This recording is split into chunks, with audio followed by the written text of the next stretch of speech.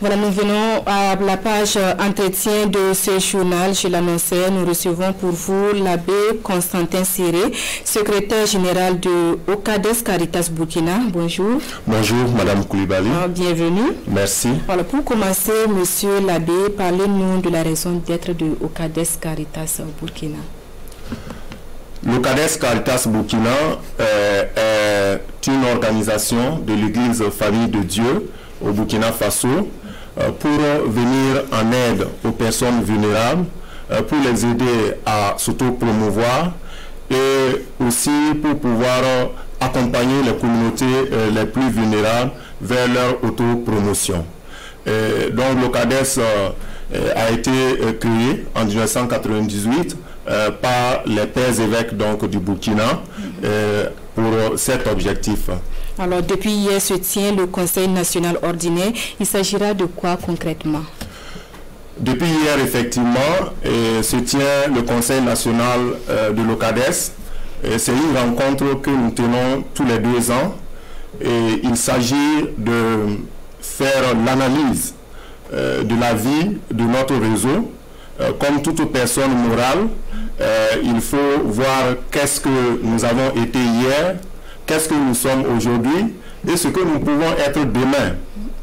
Donc dans ce cadre-là, nous allons apprécier le parcours du réseau durant les 2 ans, donc approuver les bilans moraux et les bilans financiers, que ce soit au niveau de la coordination nationale ou au niveau des diocèses.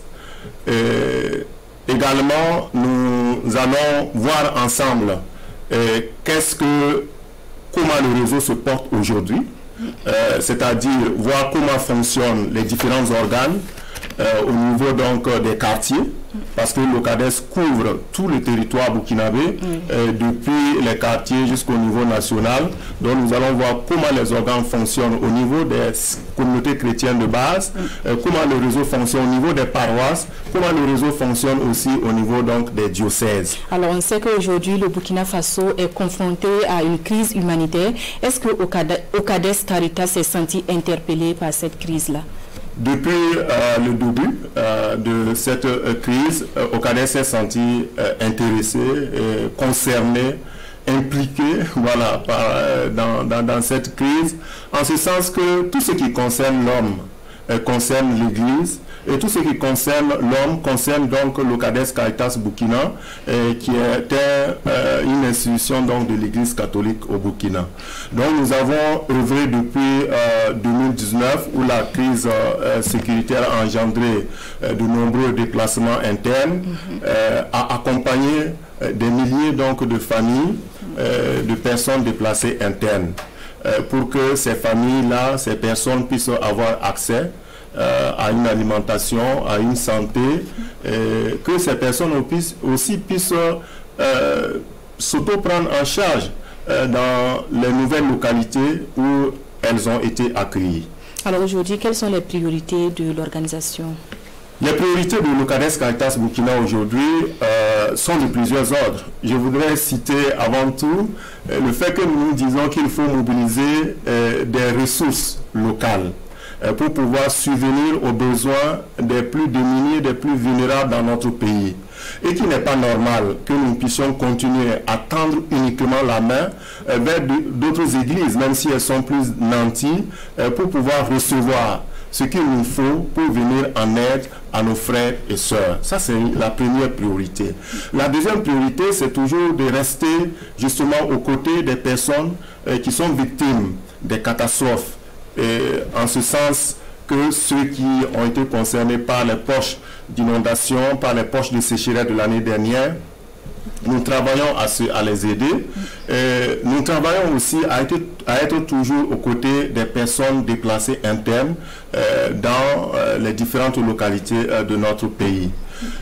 Enfin, ce que je voudrais aussi ajouter, l'une de nos priorités, c'est que nos organes puissent être fonctionnels.